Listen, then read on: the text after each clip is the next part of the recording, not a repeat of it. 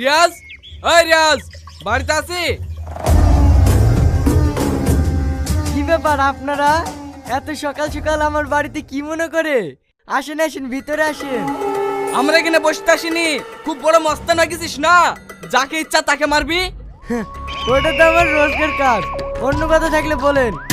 দেখেছেন স্যার, শালা জানোয়ারের কথা শুনেছেন? এই ছেলে মুখের ওপরে কথা, চহাট ঠালাই। এই থাম থাম, অত মাথা গরম করিসনি। স্যার, থানায় তো নিয়ে যাচ্ছেন, ধরে রাখতে পারবেন তো? বাবার ফোন আসলে তখন আবার ছেড়ে দেবেন না তো?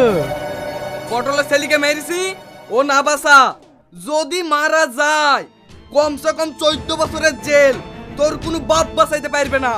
এই গাড়িতে তোল।